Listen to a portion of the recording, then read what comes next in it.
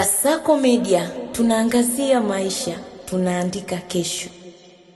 Nchi tukiongozwa katika tukio hili na Waziri Mkuu ndugu Mwigulu Nchimbi Mwigulu Nchemba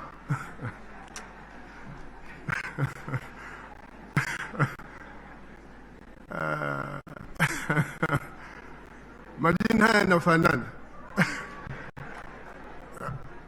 Katika tukio hili tunaongozwa na Waziri Mkuu ndugu Mwigulu Nchemba na mwenyeji wetu ndugu Azani Zungu, Spika wa Bunge la Jamhuri ya Muungano wa Tanzania, mjane wa marehemu Jemina William, na viongozi wetu wa dini, paroko. Mungu awabariki sana kwa huduma hii ya leo. Ni huduma muhimu, na kama mlivyoona hadhira hii ilifarijika kwa neno hili, lakini kwa huduma hii nzuri. Na ninyi Mwenyezi Mungu aendelee kuwabariki sana kwa jinsi mnavyoendelea kutuhudumia. Na ninaposema ninyi ni pamoja na hii kwaya nzuri ya Kendege, na kwa kweli wametubariki sana, na katika tukio hili linalohuzunisha kwetu pili imekuwa faraja. Mimi nafikiria kualika siku moja. Na niseme hivi,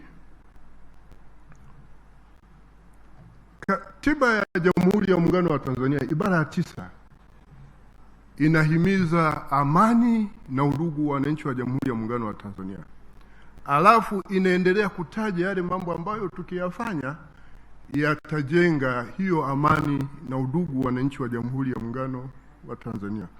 Niwashukuru viongozi kwa kutukumbusha mambo haya, na niwashukuru kwa kuendelea kuhimiza amani na maadili ya jamii, mambo ambayo pia yataimarisha umoja wa kitaifa. Kwa hiyo kwangu mimi leo imekuwa ni faraja sana na haya ambayo mmetushauri. Na kwa kawaida, kwa maadili ya wananchi wa Jamhuri ya Muungano, mila na desturi zao, matukio kama haya huwa ni ya kujenga mahusiano hata kwa watu ambao tumekoseana. Ni kwa sababu ni matukio ambayo yanapotokea yanatupa fursa ya sisi kutafakari uhusiano wetu na Mwenyezi Mungu, lakini pia kutafakari uhusiano wetu na binadamu wenzetu na kuchukua hatua za matengenezo.